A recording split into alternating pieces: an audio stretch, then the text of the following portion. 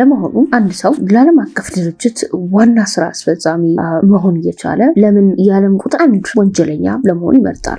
ወይስ ደግሞ ልዩነቱ ያለው የሚሸጠው ዕቃ ላይ ብቻ ነው? ዛሬ የምናወራው ስለ አንድ አጭር ሰው ነው። አዎ አጭሩ 5'6" ቢሆንም ጥላው ግን አህጉራትን ያዳርሳል።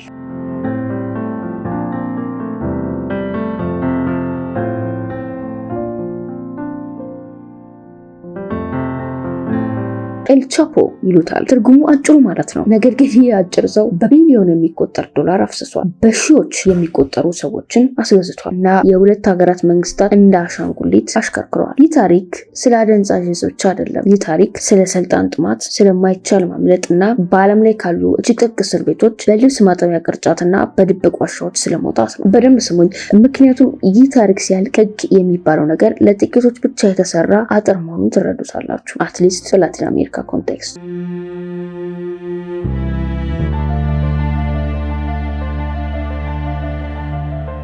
ዮዋኪን ጉዝማን የተወለደው በ1950ዎቹ መጨረሻ በሜክሲኮ ሲናሎዋ ግዛት ውስጥ ባለች ላቱና የምትባል እጅግ ድሃ መንደር ውስጥ ነው። ቤተሰቦቹ ገበሬዎች ነበሩ። ነገር ግን የሚዘሩት በቆሎ ወይንም ስንዴ አልነበረም። የሚዘሩት ፖፒና ማሪዋና ነበረ። ታዳጊ ዮዋኪን ያደገው በአባቱ ድብደባና በድህነት ቆፈን ውስጥ ነው። ትምህርት ቤት የሄደው እስከ 3ኛ ክፍል ብቻ ነበር። ለምን ይማራል? በዛ አካባቢ ያለው ብቸኛ ዩኒቨርሲቲ የዕፅ ንግድ ነው። ዮዋኪን ገና በ15 ዓመቱ የራሱን የማሪዋና እርሻ መትከል ጀመረ። እንግዲህ አስቡት፣ እኛ በ15 ዓመታችን የቤት ስራ ስንሰራ፣ እሱ ግን የአቅርቦት ሰንሰለት ወይም ሰፕላይ ቼን ይዘረጋ ነበር። እሱ ጎበዝ ተማሪ አልነበረም፣ ግን ጎበዝ ስሌት አዋቂ ነበር። ጊዜው በ1970ዎቹ መጨረሻ ነበር። ሜክሲኮ ወደ አሜሪካ ለሚገባው ኮኬን ዋና መተላለፊያ የሆነች ነበር። ዮዋኪንም ይህን እድል አላመለጠው። ዮዋኪን ወደ ትልቁ ጨዋታ የገባው ጓዳልሃራ ካርቴል ውስጥ እንደ ሹፌርነትና ሎጂስቲክስ ባለሙያ በመሆን ነበር። በዚያን ጊዜ ኤል ራፒዶ ፈጣኑ የሚል ስም ተሰጠው። ለምን?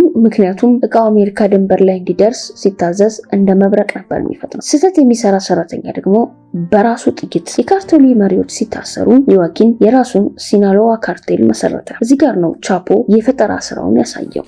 ሰዎች አውሮፕላንና መኪና ሲጠቀሙ ቻፖ ግን ለምን መሬት ውስጥ አንገባም ማለት ነው። በድንበር ስር የአየር ማቀዝቀዣ ያላቸው የባቡር ሀዲድ የተዘረጋላቸውና የመብራት አገልግሎት ያላቸው ግዙፍ ዋሻዎችን መቆፈር ጀመረ። የኢንጂነሪንግ ጥበቡ የሚገርም ነው። እንዲያውም በአንድ ወቅት 7 ቶን ኮኬን በቃሪያ ጣሳዎች ውስጥ አሽጎ ወደ አሜሪካ አስገብቷል። ቻፖ አንድ ጊዜ ቢሊዮነር ሆነ። ፎርብስ መጽሔት ላይ ከዓለም ሀብታም ሰዎች አንዱ ተብሎ ተዘረዘረ። ይህ ለሜክሲኮ መንግስት ትልቅ እፍረት ነበር። ወንጀለኛ መሆኑ በደንብ እየታወቀ እንደ ቢዝነስ ሰው እውቅና ማግኘቱ። ነገር ግን በሄደበት ሁሉ ደም ይከተለዋል። የቲዋና ካርቴል ጠላቶቹ ሆኑ። በ1993 ወደ ኋላ አየር ማረፊያ በተደረገ የተኩስ ልውውጥ አንድ ካርዲናል ወይም የሃይማኖት አባት በስህተት ተገደሉ። ህዝቡ እጅግ ተቆጣ። ቻፖ ለመጀመሪያ ጊዜ ጓቲማላ ውስጥ ተያዘ። ቻፖም ወደ ሜክሲኮ ተመልሶ ዌንቴ ግራንዴ በሚባለው ከፍተኛ ጥበቃ በሚደረግበት እስር ቤት ውስጥ ዘብጥያ ወረደ።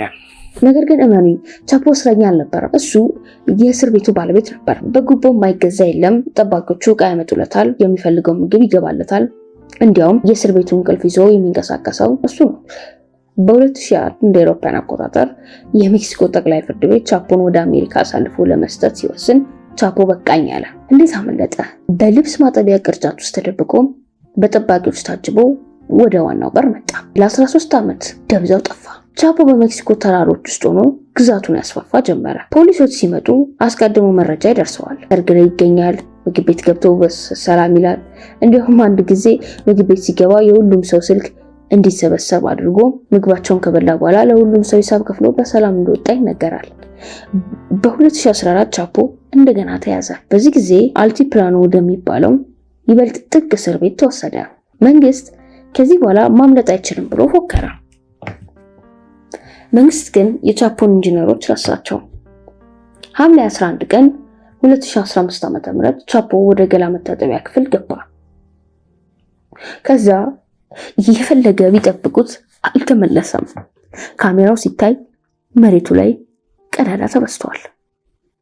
ያ ቀዳዳ 1 ማይል ርዝመት ወዳለው ዋሻ ይወስዳል። ዋሻው ውስጥ በሞተር ሳይክል የታገዘ ሀዲድ አለ። ቻፖ በሞተር ሳይክል ተጭኖ ከእስር ቤት ወጣ። ይህ የዓለማችን ትልቁ የድፍረት ስራ ነበር። ነገር ግን የቻፖ ትልቁ ድክመት ስልጣን ሳይሆን ዝና ነበር። ስለ ህይወቱ ፊልም እንዲሰራ ፈለገ። ከሆሊውድ ተዋናይ ከሻን ፔን ጋር በድብቅ ተገናኘ። ይህ ግንኙነት ዱካውን ለፖሊስ አሳየው።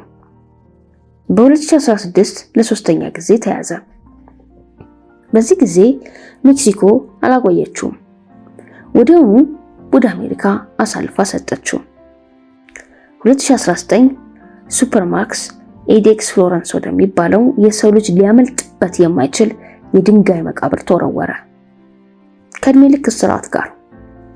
ዛሬ ኤል ቻፖ በኮሎራዶ በረሃ ውስጥ በቀን 23 ሰዓት በአንድ ጠባብ ክፍል ውስጥ ብቻውን ይገኛል። ፀሐይ አያይም፣ የሰው ድምፅም አይሰማም። ነገር ግን አንድ እውነት አለ። ቻፖ ቢታሰርም የሲናሎዋ ካርቴል አልጠፋም። እንዲያውም ልጆቹ ሎስ ቻፒቶስ ተረክበውታል።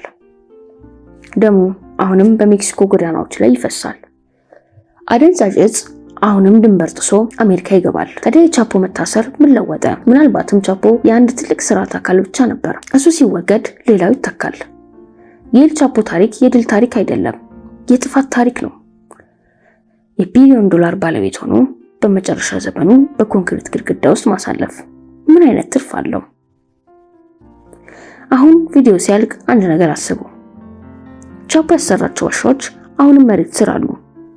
እኛ የማናያቸው ነገር ግን ዓለማችንን የሚበሉ ጥልቅ ጉድጓዶች። ምናልባትም ትልቁ እስር ቤት ቻፖ ያለበት ክፍል ሳይሆን እኛ የምንኖርባት በጥሬ ገንዘብ የምትሽከረከረው ይህችኛው ዓለም ናት።